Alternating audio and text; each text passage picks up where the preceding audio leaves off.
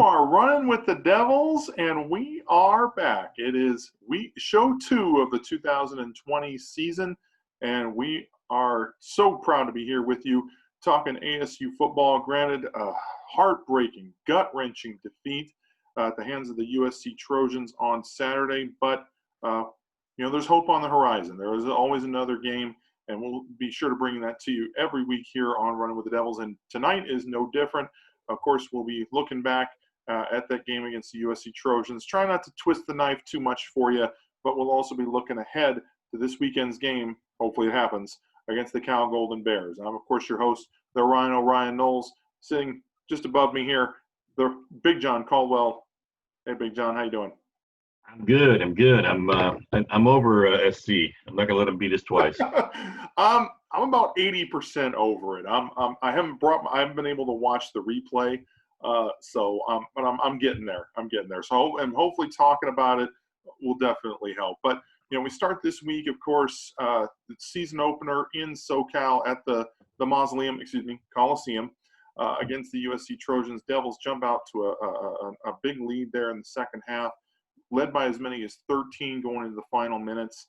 And USC just managed to execute there down the stretch, and were able to pull away with a 28-27 win there. And we'll talk about some, there were some good things to take out of this game. Certainly a lot of things to like, especially in the running game. We weren't sure how the running backs were gonna show up with, a couple of new guys and some new faces out there. But it looked like Rachaad White and Diamante Traynham have been in the system for a while. I mean, they really came out and performed very, very well. Jaden Daniels had himself a career day on the ground as well with 111 yards. The team combined for 258 yards on the ground. And that speaks very well for the offensive line as well, Big John, because they had a very strong performance as well. Yeah, I was, the O-line executed. There was a couple little moments there. There's a couple of things that bugged me, but and it was from some veterans actually. I mean, I thought the Kalen Dyche had to be replaced, and they moved Ladarius back over to the left side again. I think at guard for a while because he was in there at guard for Henry Haddish, right, for a little bit. But Deach actually graded out, according to the various services, as the highest rated run blocking offensive lineman of the week. Mm-hmm. So I thought he did very, very well. And yeah, there were some things in the passing game you would have liked to see them play a little bit better. But they're going up against SC, was arguably one of the toughest defensive fronts in the conference. And for them to go out there and perform the way they did, I think is very encouraging. Yeah, I mean, I'm very happy with the running game, but the Rachaad White and Chip Traynham look like they were veterans out there. And they had been in the system for 2 years. I mean, we all knew that these guys have been raved about by everybody involved with the program. They were very, very excited about them, and it was great to see that they played as well as they did. As you're taking a look here at, I believe this is Rachaad White's. No, this is Traynham first. Sorry. Okay, this is Traynham's touchdown run, and for a guy as big as he is, I mean, he just broke through the line and just took it off to the races on that first touchdown run. It was awesome to see a freshman running back, especially in. Look at the leg drive. He just so much to like about this kid, with a combination of size and speed that he has on an 18-year-old. I mean, this is why he was recruited by all these elite schools. And, the fact that he's coming to ASU and playing as well as he is so encouraging. I can't wait to see what he does against some teams that aren't perhaps quite as gifted as USC's defense was. But he had himself a fantastic game. And all I can say is, feed the beast. Keep giving him the ball, because he had himself a very nice game, and I can't wait to see what he does next. He gets around that corner nicely, and boy, he is not afraid of contact. He'll drag people. He does remind me of Grice. He does remind me a little of, as I've said. I see a little more Cameron Marshall in training. The way his physical running style. He's a little bit quicker off the edge than Cam was. But no, I see. When I see, but then you talk about Rashad White. Of course, he had that nice touchdown run, Sure. catch and run. That he just weaved his way through the defense. That was very Marion Grice-like. Yeah, He here we reminded go. me a lot of Marion Grice in just his patient running style, the fact that he's so smooth in his cuts and his kind of the long strides that he takes. He doesn't look very fast, but he's covering a lot of ground very quickly. Our video's a little hung up here, but this is Rashad getting that sort of lateral pass and taking off, kind of letting the blocking sort of set up, and then once the blocking sets up, he is just great patience by him on that touchdown run. I mean, he just waited for the block to kind of clear the defender, and then he just went and just kind of weaved his way through, and it's a lot to like. I mean, I think that they're the combination of White and Trainum was very hard to stop. They were nice, kind of thunder and lightning change of pace a little bit, and it was very, very good to see. I mean, I would have liked to have seen the passing game be a little bit better. So, if we're just strictly talking about the offense, unfortunately, the passing game was just anemic at times. I mean, I think they only they end up.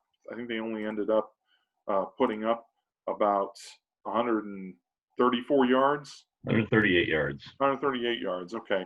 I mean, Jaden finished 11 of 23, 138 yards and a touchdown.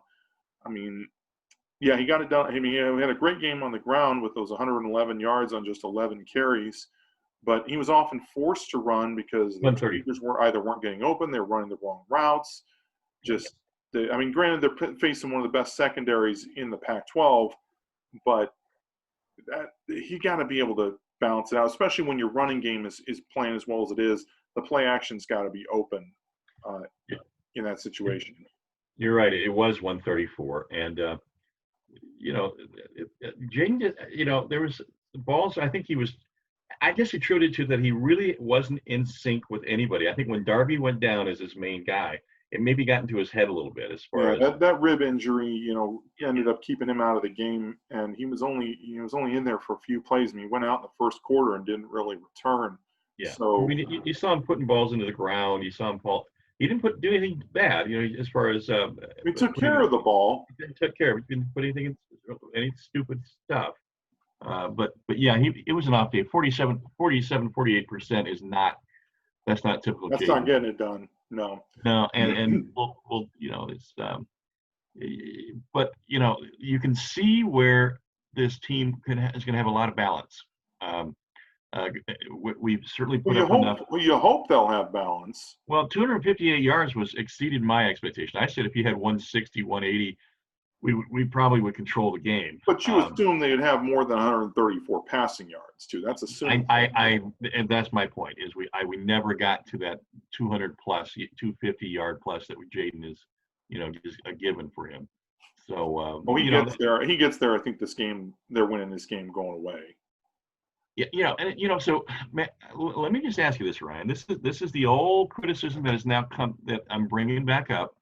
But Herm has been criticized in the past for just being, designing. It's a great game plan he had, but in this game plan, he never was more than 2 scores up on SC, right? Right. And the criticism is and that's kind of a pro stay with them kind of a mentality. We haven't been able to put, I guess NSC is going to be a tough team to put 30 points, get up by 3 or more scores. They're too good of athletes. But my question is, when do you see Herm sort of say, just put the hammer down and get way out ahead of these guys so they can't catch you? I think this is a learning experience, not just for the players, but for this game especially. Is not just a learning experience for the players, but for the coaches too. They got to know that, hey, we can't just take it easy on some of these teams. Some of the teams in the Pac-12 have, very powerful offenses that can put points up in bunches, and you can't just play keep away for the last few minutes of the game. You got to run your offense and still try and score. Not just run the clock down. Now it has worked before. Worked very well against Michigan State. It's worked well against U of A last year. And those are the kind of teams. But this is but USC was a whole different monster.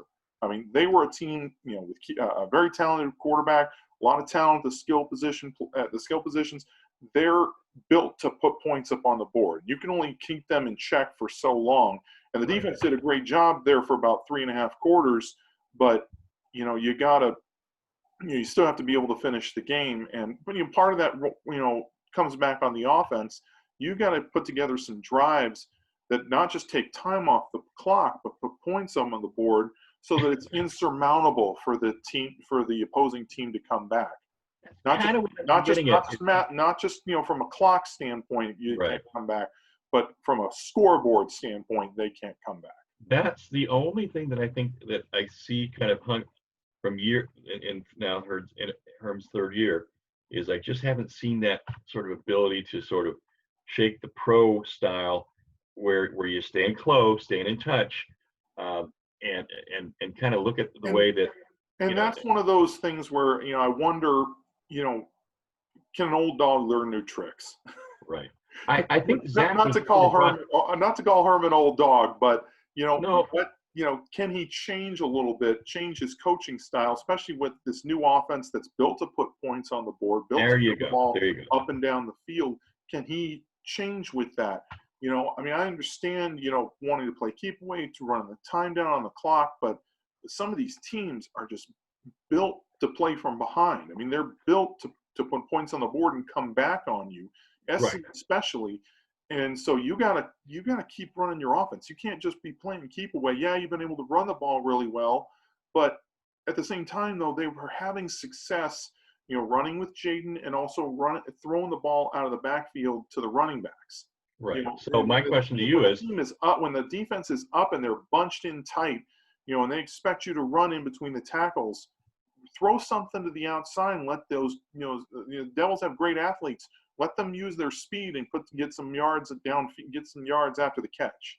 Let me ask you, and then that last 90 seconds when we got the ball back, would we have been, in hindsight, better suited to try to get the ball in White's hands, or it's something out of the backfield? They were the bread and butter the whole game. I don't know why you don't. Not necessarily in a run situation, but maybe just quick flare out in the backfield. Maybe they go one-on-one with a linebacker. They were winning that matchup all game. So I would love to have seen that. Go back to that well. That little lateral pass and to Rashad out to the right side where he waited for blocking. That was a beautifully designed play. Why not run that in the last 90 seconds and let him run out of bounds? They were trying to go to the wide receivers, which haven't been. It hasn't been there all day. What makes you think it's going to be there in the last 90 seconds? I don't know. I don't know if that falls on Herm, if that falls on Zach Hill for the play calling, but somebody that's got to be and like I said, a learning experience for not just the players but the coaches.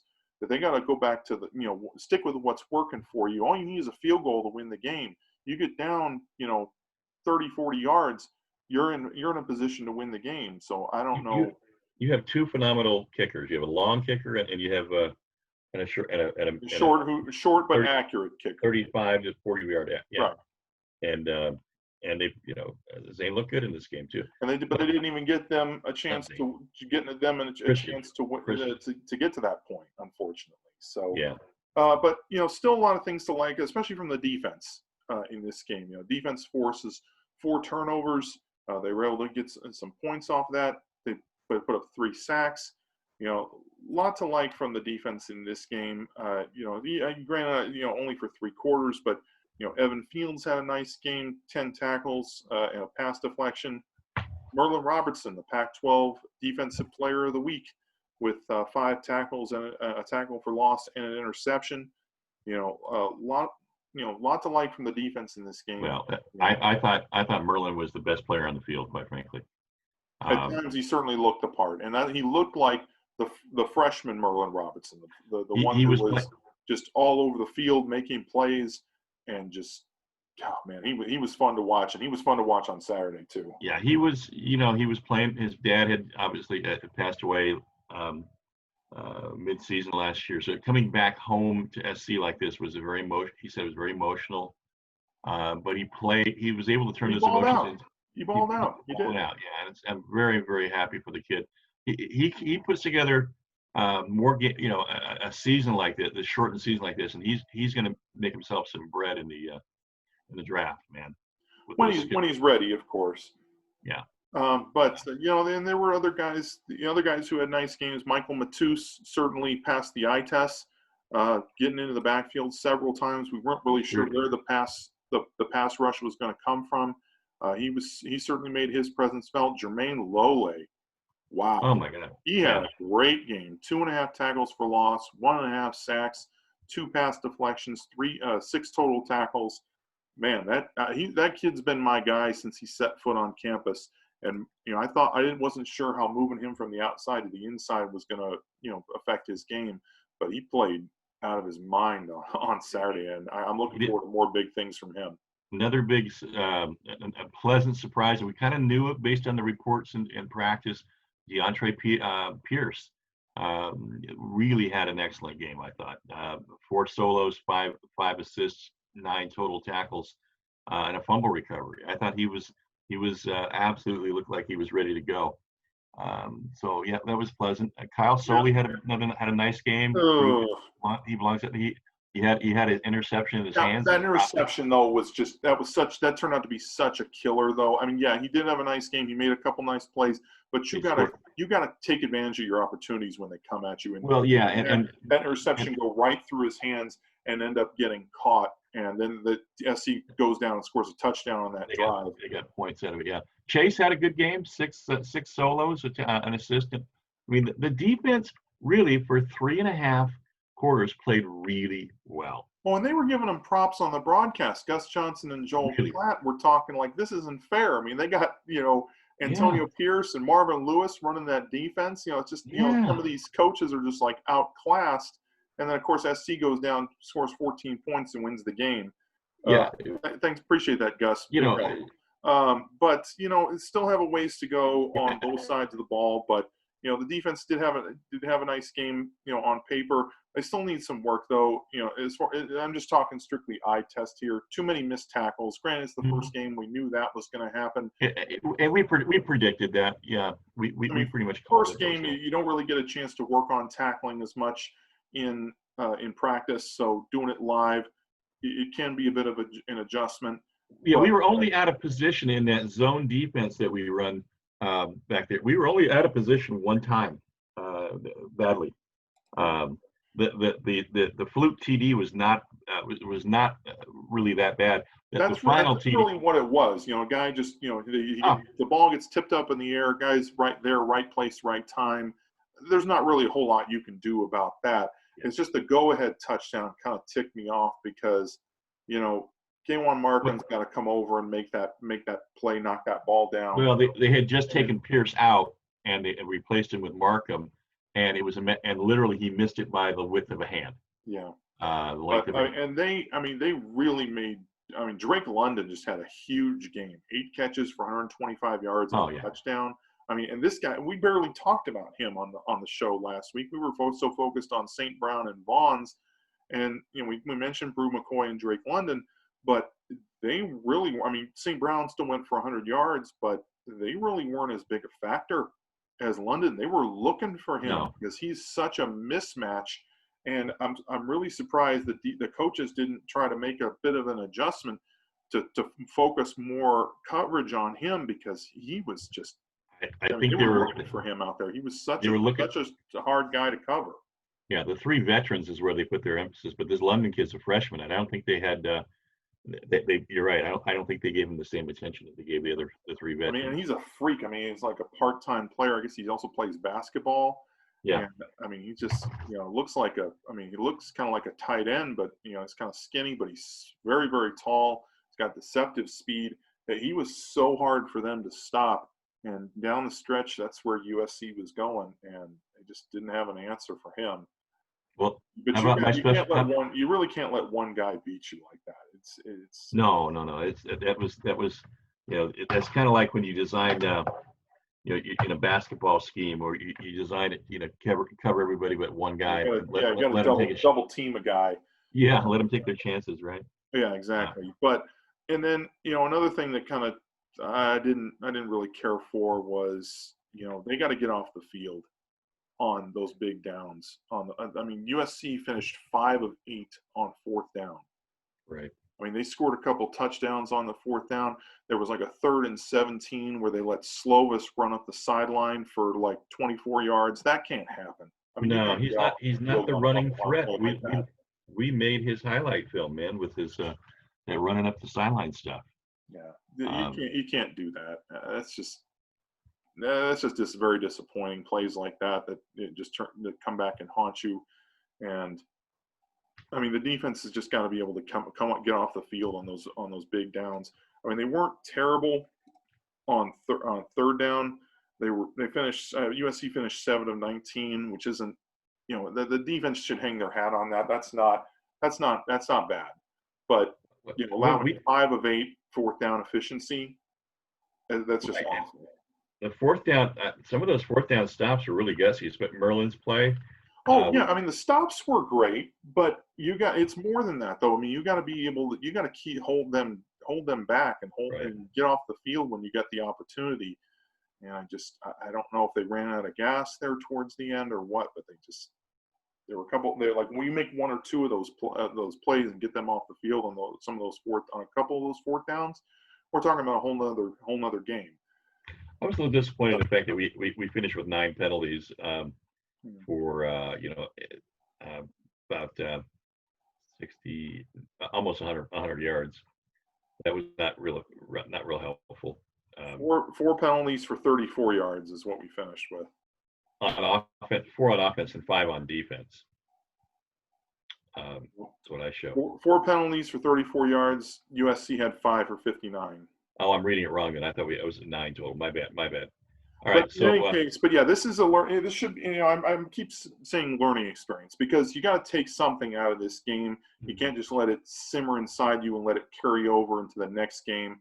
I compared this game a little bit to Utah last year, and it's not a great example because that was more of a physical, physical game than this one was more of like a mental blow, but you can't you got to put it behind you, get back on the practice field, get back in the film room, get back in the weight room, and just work that much harder to not let it happen again. That's all you really can do at this point. Yeah, well, that was such a physical beatdown by really, especially by the D line of Utah last year, that it really did affect us the next week. So, I think that's going to be really a big. Yeah, I mean, but losing a 13-point lead in the last 3 minutes of a game, that's such a mental, mental. You said, we said gut punch, but I think it went a little lower than that. And man, it's tough as a player to bounce back from a game like this. And you got to turn around and play 7 days later, and it doesn't get any easier. I mean, because Cal's no pushover. They're a very tough team on both sides of the ball, and just I'll put the kibosh on the USC game. You just can't make the same mistakes twice. That's the big thing. When you see what you did and what you didn't do on film, don't let it happen again. That's the big thing. I think that losses like this, you just gotta take the good with the bad and move on. And I do not expect Jaden to have anything like that kind of day again. It was and I hope that he's just get on the same page with your receivers. Get back on the practice field, work with your receivers, and get on the same page. I mean, that's the most important thing at this point. I think you can't really have a much worse game than he did as far as throwing the ball to his wideouts than he did on Saturday. So just get past that. And I think that things will eventually get better with each week. But moving on to Cal now. Hopefully, I mean, we hope that this game will be played. We don't know. We don't really have an official word here sitting here Thursday night. But of course, their opener last Saturday against Washington was canceled. This game, they haven't gotten official word from the city of Berkeley to travel yet. Of course, the defensive line, one of the players on the defensive line contracted COVID, and then that led the whole, through contact tracing, the whole position, all the guys in the position room to be ruled out. So they obviously couldn't play the game last Saturday. This game could be moved to Sunday even. We don't really know. That's been discussed as an option. So they and we're now finding out tonight, folks, that 10 of our players have and this hasn't been officially confirmed. This is just a rumor. We're not breaking any news here on RWD. Just kind of been floated out in on the message boards. Yeah, and that the rumor is that it all happened at a Halloween party. Now, if that's true, that means that we had players who were infected, but maybe not showing signs. But I don't know how they got through. They didn't test positive. They tested them before SC. Right, and then maybe the SC kids were exposed to it too. I mean, there's a lot of, you could go on and on and on with these scenarios. Well, and that's the danger with this virus is, I mean, you can just connect the dots, for forever and ever. Mm-hmm. But hopefully this doesn't affect Saturday's game. If it even is played Saturday, I mean, it could be moved to Sunday. That is an option at this point. But again, the ASU did not have practice today as they were scheduled to because of concerns about the virus. They are scheduled to have a practice tomorrow though, as the tests come back, the test results come back in. But definitely keep an eye out for this because we don't really know we're in a weird position here because we're in kind of a state of flux. Things are changing by the hour. It feels like, at first it didn't look like this game was going to happen. Then it looked like it was. Now it's kind of 50-50. It feels like. Yeah, and there may be, COVID may have raised its ugly head on both sides of both sides of the ball here. I'm really looking forward to this game because Cal finished 8-5 a year ago, and they haven't won the North since forever. I mean, I think that way back. They went to 2 divisions. They've never won it. Correct. They've never won it. They put together a really nice streak at the end of last year. I think we were 4-5, and did well in their bowl. So I was really looking forward to seeing with a revamped defense coming in. I think if it happens, you're going to see the team that was picked second in the North, folks. This is a very good team. I mean, it all runs. Their offense will definitely run through their quarterback Chase Garbers. Now, he was, having a great season last year before he got hurt in the game against ASU up in Strawberry Canyon. Right after halftime, he fractured his collar. He broke his collarbone and then also had a concussion. But he's a good dual threat. Certainly can get out and run. He's playing in a new system under former NFL quarterback Bill Musgrave. But he's a guy who's put up some nice numbers last year in limited work. Definitely a lot to like about him. Oh, he's got a lot of weapons back. I mean, they've got 11 offensive starters back this year, and they run a pro style system, which is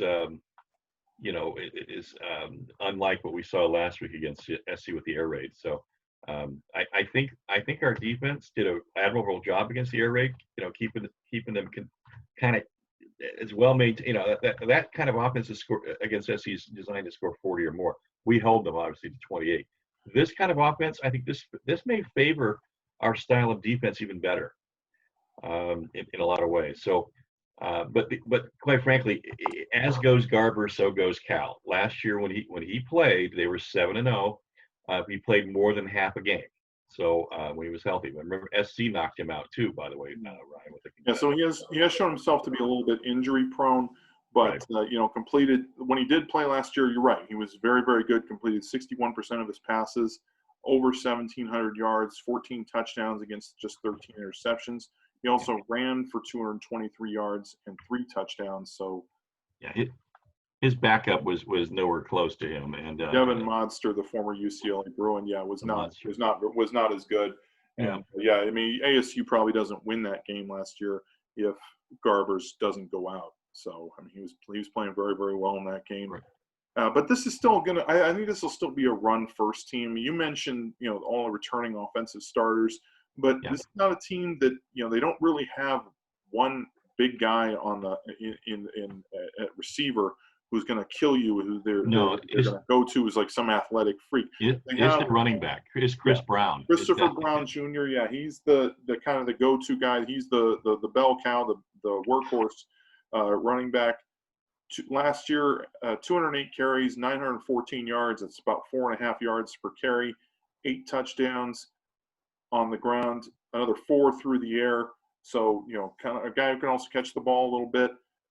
Definitely the guy that you got to watch out for, because he is their biggest offensive threat. Not just big up. He's a big kid. He's 230 pounds, folks. He's a load. Oh yeah. And he finished almost just shy of 1,000 yards last year. And I think that if I know the Musgrave system, they're gonna absolutely showcase him. Oh, they're gonna run it, and they got they also have a nice backup in Marcel Dancy. He's the guy they're gonna look for in short yardage as well. He had 57 carries. He averaged about 4.5 yards on 57 carries last year as well. And then they got a Wisconsin grad transfer in Bedarick Shaw, I think his name is. That sounds right. Yeah, Bradrick Shaw, excuse me. Who's going to be like kind of the the water bug, you like to say, change of pace back. Mm-hmm, And then they do have some good some of their top, I think like 4 of their top 5 receivers returning. The big one's going to be Nico Remigio. He's the guy that's kind of the go-to, somebody who certainly Garbers is going to look for in the passing game. Mm-hmm. He had a nice year last year with I believe I lost him. 38 catches, 513 yards, and 3 touchdowns.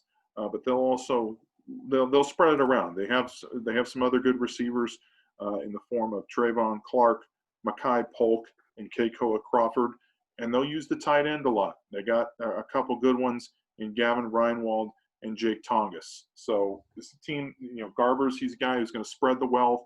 He's not just going to look for 1 or 2 guys. They all have. He has a bunch of weapons that he can go to. No real spectacular, overwhelming athlete who's going to burn you necessarily, but Garbers makes good decisions with the ball. He only threw 3 interceptions all last year, so you definitely have to be on your game when you face him. Yeah, the big threat last year was that kid Jordan Duncan, and I'm glad he's gone. Oh yeah. He was the 5th guy, the one who graduated. So that's very nice. And then their offensive line looks to be very good. I mean, they had some injuries last year, but they still have a bunch of starters returning, including center Michael Safel and right tackle Jake Curran, who were 2 of their big leaders. So, and they also have they actually have an offensive lineman named Gentle Williams. Nice. Okay. Yeah. So Ben. Yeah, I know. So that offense is going to be an interesting one to watch. Like I said, it's going to run a lot through what Garbers does, and also what Christopher Brown does on the ground. Their team, I think in the last 2 years they put up 28 or more points only like 3 times. So not a very high-powered offense, but still one that's going to move the chains very well, eat up the clock, and can wear you down very easily. They've got a corner, Cameron Bynum, who had declared for the draft, was going to sit out. Then he came back in again, but he's one of their mainstays at corner. He's All-Pac honorable mention last year. Very, very, yeah, and he's definitely on the NFL radar screen, but he's kind of their shutdown corner. Had 9 pass deflections a year ago. Definitely somebody who's going to be on, wherever he is on the field, he's going to probably be covering the opposing team's best receiver. So definitely have to watch out for him. He can definitely get after it. But the defense is the strength of the team. I mean, there are 3-4. This is the specialty of head coach Justin Wilcox. He's the former defensive coordinator at Tennessee, and they're still very strong. Even though Pac-12 Defensive Player of the Year Evan Weaver has moved on, they're still a very, very tough defense with a lot of good players. They've replaced Weaver with it. And you saw him last year, this kid, Coin Deng. Yeah, he played mostly on the outside. I think They moved him. I think he played next to Weaver on the They inside. did, and now he's playing Weaver's spot now. Yeah, and he was a JUCO transfer last year, right? And just stepped in and just was, next to Weaver, they were tackling machines. I mean, 6'6", completely different kind of body type than Weaver, but he's really not as big, but definitely, but I think a little bit faster. He's not as thick. He's 6'6", 240, but he's fast and smart, and he's like the talker out there. Yeah, he understands their scheme really well. So he'll be another one. The leader of the defense, 119 tackles and 3 sacks last year to go on with 8 pass deflections. So he's a guy that, they'll use him in run defense. He's a guy that plays downhill, can be a thumper at the line of scrimmage, but can also drop into pass coverage and cover tight ends and running backs as well. So, a lot to like about him.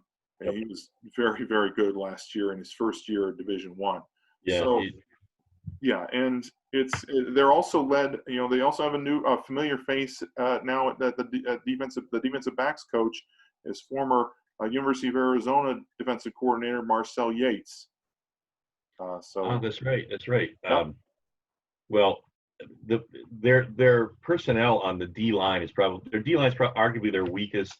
A group. And we don't know what, and that could look very differently because we don't know what COVID's done. They may leave a couple guys home who maybe still have positive tests or still have symptoms. We don't really know, but they do have a couple of 60-year seniors on that defensive line in Luke Biquette and Zendaya Johnson.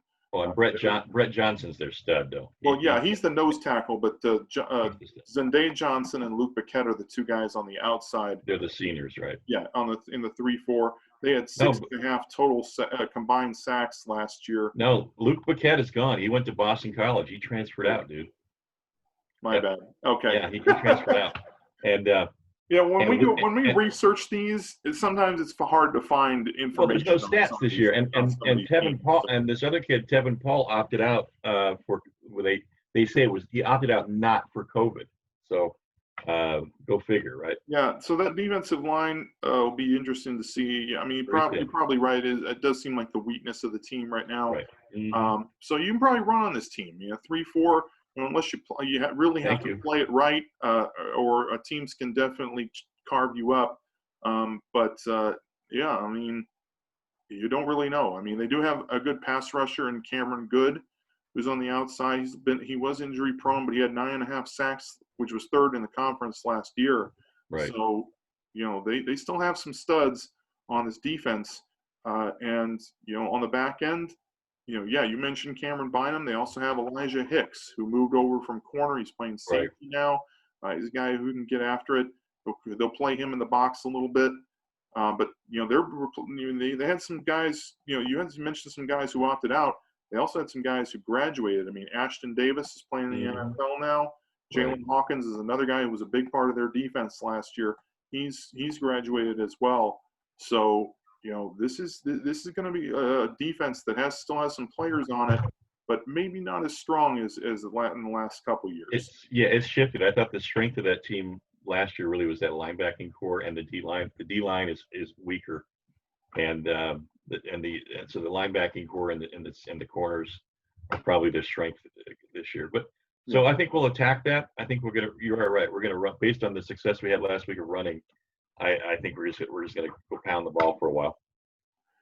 At least initially. That was one thing I didn't quite get against USC. I kind of forgot about it.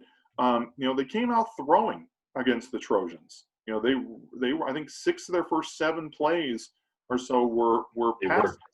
I don't know if they saw something on SC's film or what, but they came out throwing. If you remember, one of my keys was I thought they were going to go early to the speedsters, and they were hitting Bunkley Shelton, they were hitting the freshman Johnny Wilson, and I think they were trying to take advantage of that speed differential that they had, or at least go power on power.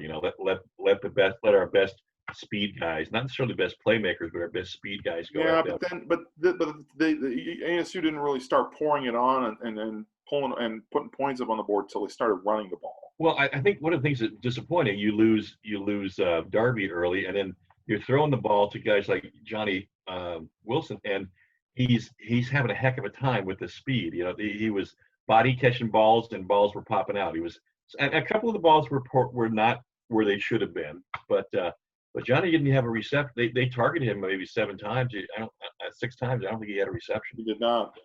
And so I expect that to change. Yeah. But, yeah, that'll change, and hopefully they'll get things worked out, and Jaden will get on the same. We mentioned this, get on the same page with these receivers. I definitely like what I saw from LV Bunkley Shelton, but I think aside from him and Frank Darby, there has to be one more guy who steps up and can be a go-to receiver, especially down the stretch. Right. That leads us into our keys to the game, presented by XLLending.com. For all your mortgage needs, check out XLLending.com. Now, for me, I think you got to continue to play to your strengths on offense, and that you can see these, right? that starts and ends with running the ball. Okay. No, I can't see them. By the way. Oh, they're on the screen. Yeah.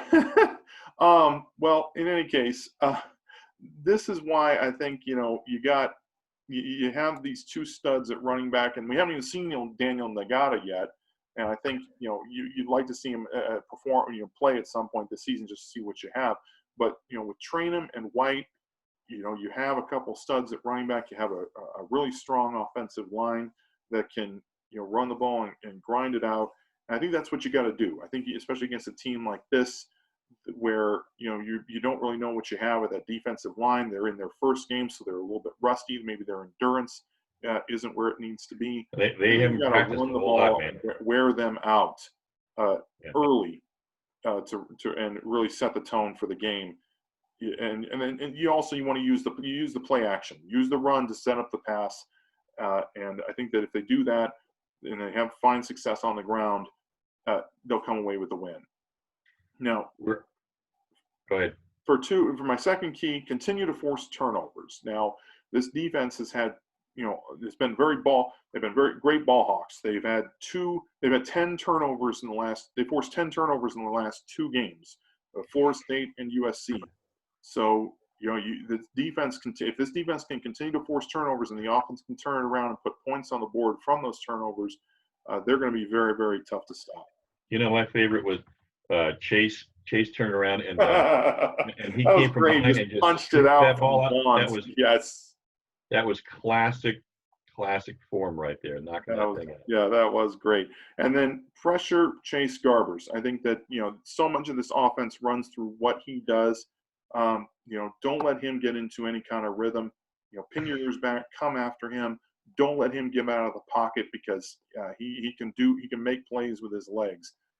So put some pressure on him, hit him in the mouth, get him on the ground, and get him out of a rhythm. Don't let him get any confidence in his first game of the season. And I think that you do those 3 things. I don't think there's any way ASU does not win this game. No, let Matus and Lole and these guys. All of them. Yeah, Tyler Johnson, Butler and Robertson. Let them all go. Let them all off the chain. Let them get after it. Did you see the one when they lined up? Merlin came off like the 9 technique, way off the edge, almost just. They mixed up their looks quite a bit against USC. I love that, and I want to see more of that. So I'm hoping that they'll get a chance to do that here on Saturday. So here's mine. Secondary. If you're listening, you must finish the game. 3.5 quarters isn't enough. That goes for the whole team, by the way. Yes, it's true. That I just want to see us, and as Herm pointed out, you got to finish the game. You must finish it. I want to see us run the ball. Cal's D line is the weakest part of the game structurally from a experience standpoint. And just from what we've seen on paper, I think that's the case. Obviously, we'd like to have some film to break down with them as it relates to the Washington game, but unfortunately not. But yeah, on paper, I think you're right, especially with the loss of some of the players that they've had, some of the youth that they have up front, and just from the scheme standpoint, I think you can absolutely run on this team. I mean, the fact that Jaden had 111 yards, an amazing part of the game. And if we continue to let that sort of happen and be designed, there's going to be games. Certain teams are probably not going to want to have that be like that. Maybe Utah, you don't want to be with as physical as they are, but with a team like this, let them go. And then I do believe that we have to be more effective in our throwing game in order to win this game, and to have a balanced attack. And obviously, last game was not as we chronicled already, it was not at 47.8% was not one of Jaden's better performances. So those are mine.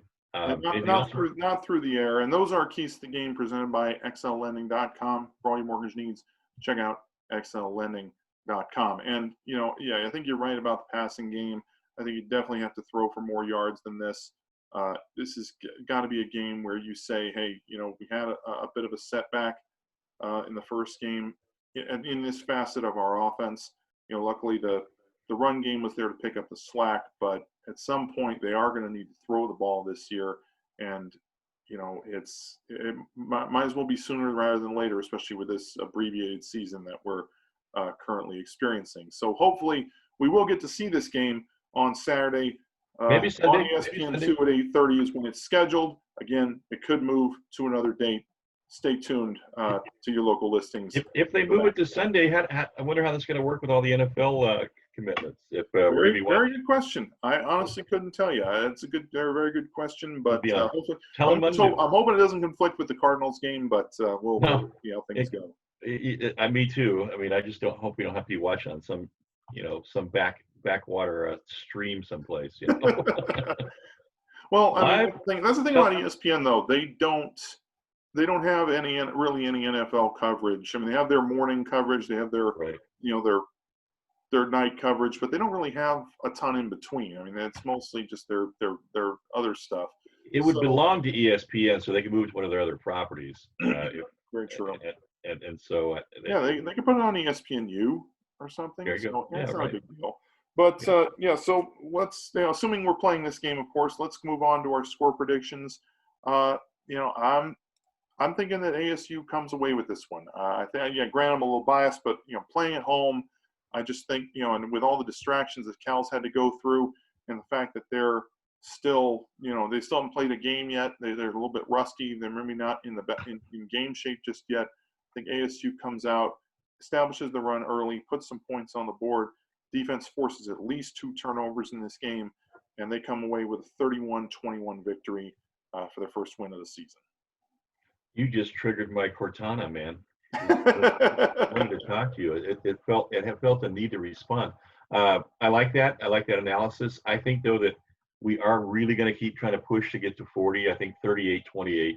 I see just 2 more scores, one by them and one by us, other than what you see. And I think things were heading that direction. I just think that we took we took our foot off the gas. If they put flat out, I think especially the fourth quarter. I thought even a little bit through the third quarter, we could have really been sprinting down the field a little bit more. Hey Herm, be aggressive. Be aggressive. Come on. Hello. Yeah, right. Play to win the game. You play to win the game. Not to lose it, to win.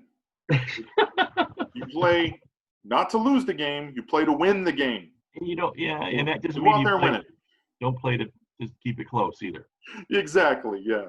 So that'll do it for this week on Running with the Devils. Thank you so much for tuning in. We'll be with you all season long, once a week at least, talking everything ASU football. We like to say here on Running with the Devils, you give us 30 minutes, we give you the world of Sun Devil football. And we hope we've done that for you here tonight. So in closing, for myself, the Rhino, Ryan Knowles, and Big John Caldwell, we say good night. Go Devils. Forks up. Hopefully we have a game on Saturday. Again, Devils.